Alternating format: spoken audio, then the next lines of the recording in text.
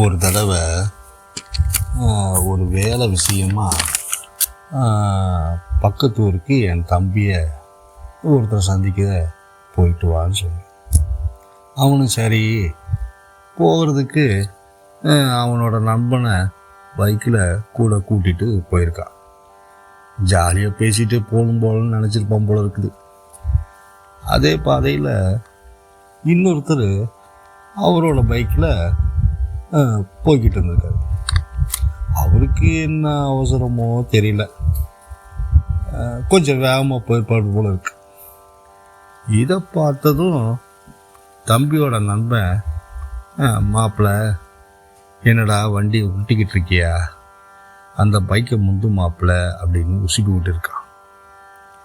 இவனும் என்னடா இப்படி சொல்லிட்டானேன்னு நம்ம ஆள் அவரை விடலை, துரத்திருக்காங்க. கடைசி வரைக்கும் அவரை முந்த முடியல. அவர் சேர வேண்டிய இடம் வந்துருச்சு போல இருக்கு.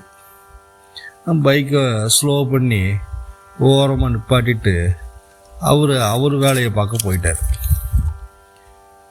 பின்னாடி முந்தணுன்னு துரத்திக்கிட்டு வந்த பசங்களுக்கு சப்புன்னு ஆயிடுச்சு. பின்னாடி உட்கார்ந்தவன், மாப்பிள்ளை அவன் கிடக்கிறான், போனால் போகட்டும், பின்னாடி பார்த்துக்கலாம் அப்படின்னு சொல்லியிருக்கான்.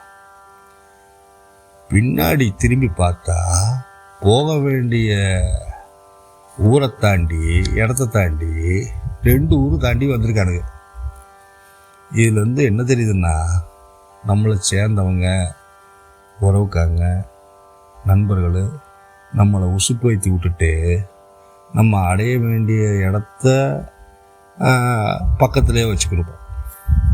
ஆனால் இவங்க உசுப்பேத்தி இன்னொருத்தரை துரத்திட்டு நம்மளுக்கு அதனால் மன உளைச்சல், நம்மளுக்கு போக வேண்டிய தூரத்துலேயும் போக முடியாது, இவங்க எங்கேயோ போய்கிட்டு இருப்போம்.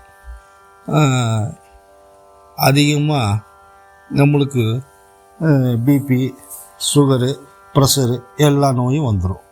இதுலேருந்து என்ன தெரியுதுன்னா, இது வாழ்க்கைக்கும் பொருந்தும். நன்றி, வணக்கம்.